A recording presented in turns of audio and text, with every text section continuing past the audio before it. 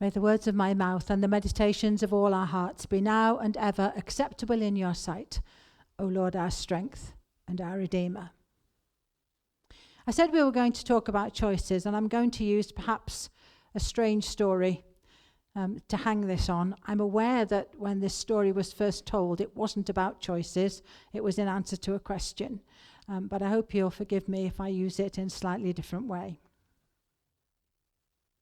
Jesus said, a man was going down from Jerusalem to Jericho when he fell into the hands of robbers. They stripped him of his clothes, beat him, and went away, leaving him half dead. A priest happened to be going down the same road, and when he saw the man, he passed by on the other side. So too a Levite, when he came to the place and saw him, passed by on the other side. But a Samaritan, as he travelled, came where the man was, and when he saw him, he took pity on him. He went to him and bandaged his wounds, pouring on oil and wine. Then he put the man on his own donkey, brought him to an inn, and took care of him. The next day he took out 2 denarii and gave them to the innkeeper. Look after him, he said, and when I return, I will reimburse you for any extra expense which you may have. I'm just going to think about 3 of the people in this story and the choices they made. The first one I want to think about is the priest. I'm not going to talk about the guy who decided to travel down the Jericho road on his own, and I'm not going to talk about the robbers who had chosen a life of crime. I'm going to start with the priest.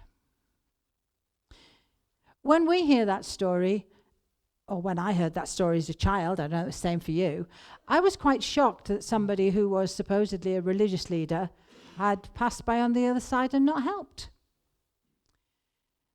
But I don't think any of Jesus's hearers would have been surprised at all.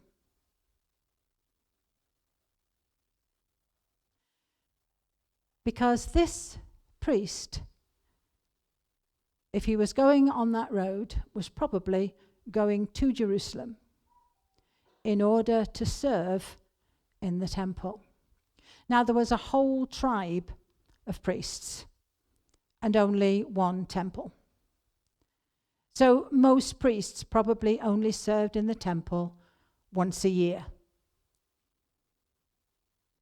And if this priest had been thinking about what he was doing, if he had thoughts going through his mind, then he would have justified not helping the man. He would have said, it's my right. I am exercising my birthright. It's my right to serve in the temple. And if I stop and help this man, then I will become unclean. There'll be blood on my hands, quite literally, and I won't be able to do it. And anyway, God made me a member of the tribe of Levi. It's God's will that I serve in the temple. So I'd be failing in my duty if I didn't go and do it.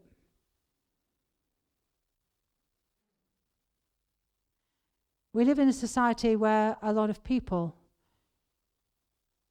bang on endlessly about their rights.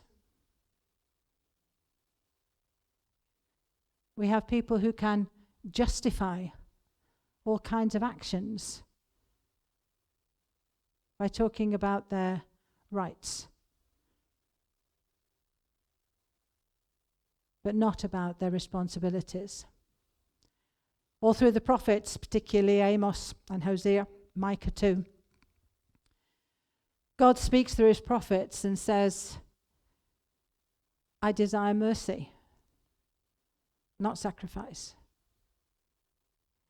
We need to be those who stand up and stand by our responsibilities to other people, who make the kingdom choice that compassion reigns above everything. That love is what we come to bring. And I think too, we sometimes need to be those who challenge. Who challenge those who assert their rights to think about their responsibilities too. I'm sure that as parents, we've done this with our children. We have emphasized how important it is to take responsibility for your actions and to think about your responsibilities to others, not just about your rights. The priest chose his birthright, his right to serve in the temple, above his responsibility for a fellow traveller on the road.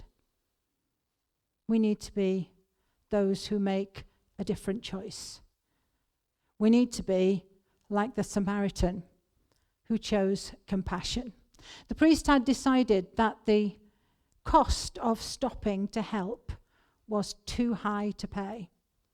He wasn't prepared to give up his one chance to be in the temple in order to help. And maybe we can understand that. He said, in his mind, the cost is too great. The Samaritan chose compassion. And that too is a costly choice. It cost him time. He was there tending to the man at the side of the road. And whatever his journey was, however urgent it was, he put it on hold. It cost him time. It also cost him money. He took him to an inn, paid up front for his care, and then paid for his ongoing care. Compassion is costly. Very often in the New Testament we read that Jesus was moved with compassion. And it was costly for him. It depleted him. We know how often we read about him ministering, healing, feeding, teaching, and then going away to be quiet by himself, to spend time with God, to recharge his batteries. Compassion is costly. But compassion is the kingdom way. Jesus points out at the end of this story that the one who was the neighbor, the one who was a kingdom member, was the one who stopped. And as I look around here, I can see so many people who are involved in compassion ministries. So many people who serve others less fortunate than themselves, because this is what the kingdom looks like.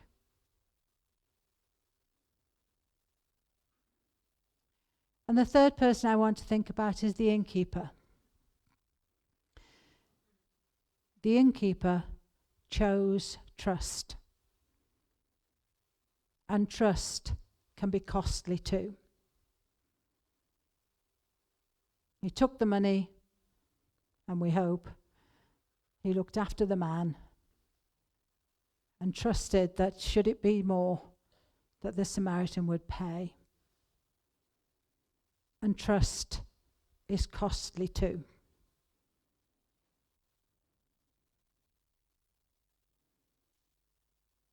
Jesus trusted his disciples, and more than once they let him down.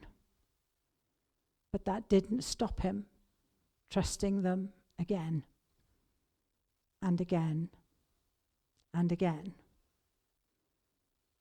Cynicism has no place in the kingdom of God.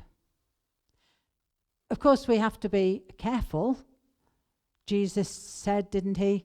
We need to be wise as serpents, but gentle as doves.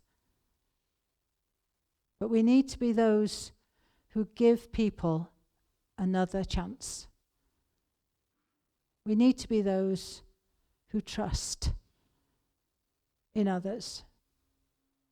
Because if we don't, then the only person that suffers is ourselves. I knew someone a while ago now who believed that everything that happened was some kind of plot, that everybody was out to get him, that everybody was ganging up on him. But the only thing that happens then is that you become bitter and withdrawn, and nobody suffers but you yourself. My mum was often quite a how do I want to put it? She was concerned about what other people thought, particularly when she was younger. Less so when she got older, I must say. But when she was younger, she was very concerned. She hated the fact that she'd got big feet. She really disliked her feet. And she honestly believed that that was the first thing that people noticed about her. And she was going out to a party one day. And she was bemoaning the fact that the shoes that she had on made her feet look big. And her mother, who was quite a blunt speaker, said to her, "Who do you think is bothering to look at your feet?"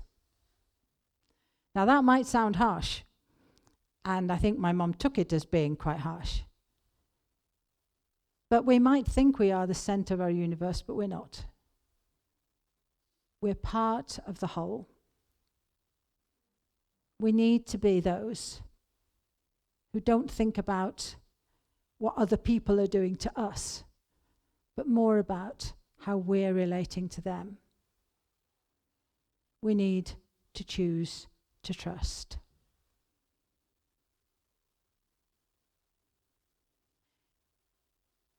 Choices can be difficult or easy. And I think it's important that as we make choices, we are sure of where we're going and where we want to be. But more than that, that we're sure of who we are in God. We are precious. We are loved. We are chosen. Chosen not for privilege, but for purpose. We are chosen to be part of the new order, part of a new kingdom. A kingdom where compassion and love are key, where we rely on each other, where we choose trust.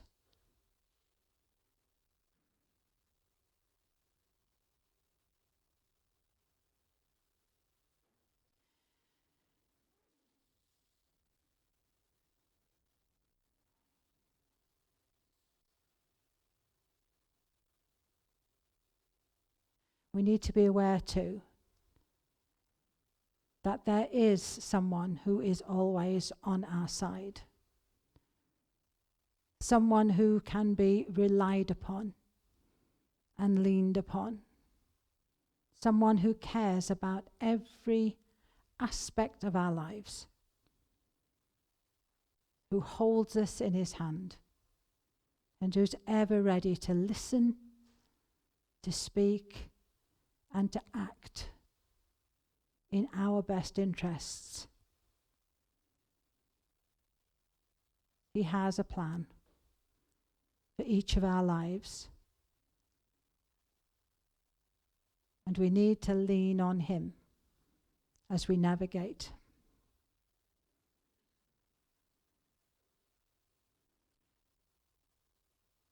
We make choices every minute of every day. But we are kingdom people. And our choices need to be those which will build the kingdom of God in this place. And what does the kingdom look like? It looks like Jesus. A servant king. A man full of compassion. A man walking where God led.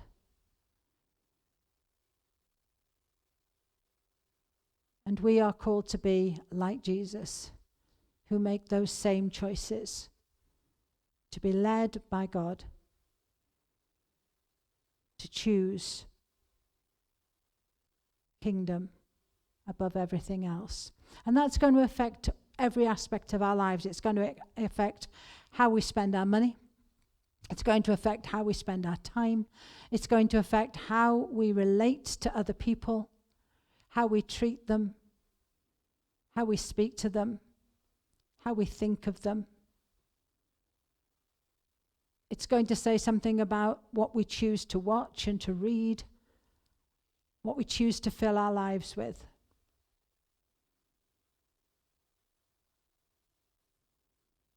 But if we're going to be those who build the kingdom, those are the choices we need to make. So this is our challenge for the week. It might look like a very strange challenge. I am confident of this. I will see the goodness of the Lord in the land of the living. Wait for the Lord. Be strong. Take heart and wait for the Lord. If the goodness of the Lord is about the kingdom of God, and if I really believe that I'm going to see that happen on this earth, I'm going to see heaven on earth, I'm going to see the kingdom built, then I need to be one who waits on the Lord, who is strong in what I believe, one who puts their choices into the hands of God and waits on him.